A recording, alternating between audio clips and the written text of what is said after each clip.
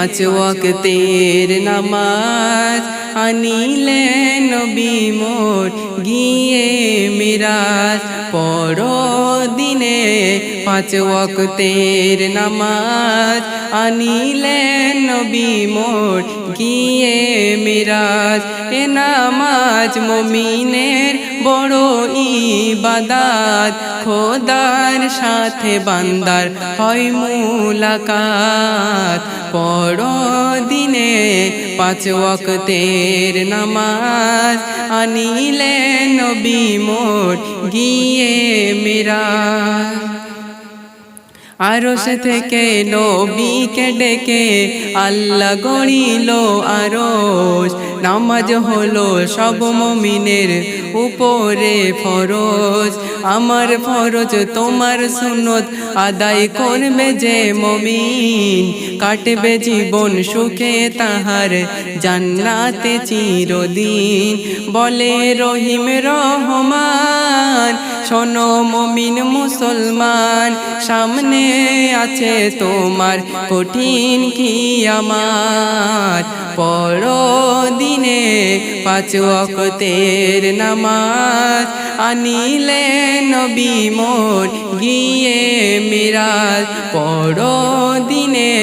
পাঁচ ওয়াক্তের নামাজ আনিলে নবী মোর গিয়ে মিরাজ নামাজ কোরআন পড়লে ঈমান হবে তোর পাকা খাঁটি ঈমান থাকলে শয়তান দেবে না ধোঁকা শয়তানের ধোঁকায় পড়েছিল হাওয়া আর আদম ভুল করে হাওয়া খাইয়েছিল আদমকে গন্ধম জান্নাত হতে নিল বিদায় খোদা পাঠালেন ধরায় কারো সিলাই গড়ল খোদা কুল কায়নাত পরদিনে পাঁচ ওয়াক্তের নামাজ আনিলে নবী মোর গিয়ে মিরাজ অতি সুন্দর করে শুনবেন থাকতে জীবন কর স্মরণ আল্লাহ নবীর নাম সেই নামেতে মিটবে তোমার সকল মনস্কাম থাকতে জীবন কর স্মরণ আল্লাহ নবীর নাম সেই নামেতে মিটবে তোমার সকল মনস্কাম মিছে মায়ায় এই দুনিয়ায় কেউ তো কারোর না কার কখন আসবে মরণ কেউ তো জানে না হায়াত আছে যতদিন তওবা করে নাও মুমিন দুই হাত তুলে খোদার দ্বারে করো মুনাজাত পরদিনে পাঁচ ওয়াক্তের নামাজ আনিলে নবী মোর গিয়ে মিরাজ পরদিনে পাঁচ ওয়াক্তের নামাজ আনিলে নবী মোর গিয়ে মিরাজ শেষ সন্ধে আবুল হাসান তার মূল্যবান কথা কি লিখছে শুনবেন সাদা কাফন হবে আপন তুমি বিদায় নিলে